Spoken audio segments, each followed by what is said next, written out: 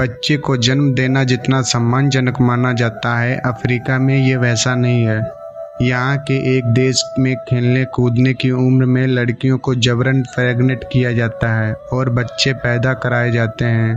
इस घिनौना बिजनेस में यहाँ के कानून का भी फायदा उठाया जाता है।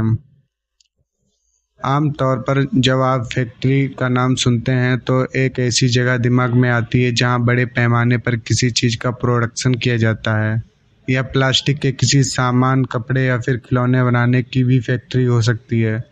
कम से कम बच्चों की फैक्ट्री के बारे में तो नहीं ही सोच सकते हैं, लेकिन ऐसा हो रहा है। अफ्रीका में एक ऐसा देश है जहां सामानों की तरह ही बच्चे का प्रोडक्शन होता है।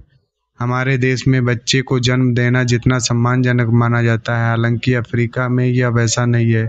यहाँ के एक देश में खेलने कूदने की उम्र में लड़कियों को जबरन प्रेग्नेंट किया जाता है और बच्चे पैदा कराए जाते हैं। इस घिनौने बिजनेस में यहाँ के कानून का भी फायदा उठाया जाता है। हम जिस देश की बात कर रहे हैं वह नाइजीरिया है, जहाँ कानून की आड़ में ही अपराध हो रहा है और 14 से 17 साल की लड़कियों को जबरदस्ती सरोगेसी के धंधे में धकेला जाता है।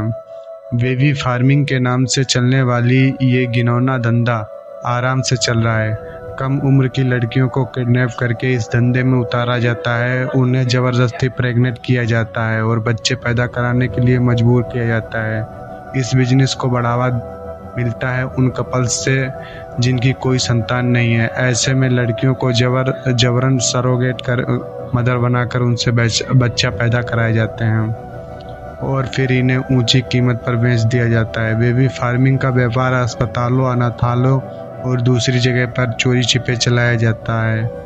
कई बार तो खुद गरीबी और बदहाली की वजह से लड़कियां और महिलाएं सरोगेट मदर बनने के लिए तैयार हो जाती हैं। ऐसा नहीं है कि इस घिनौने धंधे के बारे में किसी को पता नहीं है। अंतर्राष्ट्रीय सुर्खियों में रह चुके बेबी फार्मिंग के तमाम केस सामने आ चुके हैं और मानवाधिकार संस्थाएं इसे खत्म करने के लिए प्रयास भी करती रही हैं, लेकिन ये पूरी तरह खत्म नहीं हुआ है। साल 2011 में गार्डियन की एक रिपोर्ट के मुताबिक सुरक्षा कर्मियों ने एक छापे में 32 प्रेग्नेंट महिलाओं को रिहा कराया था।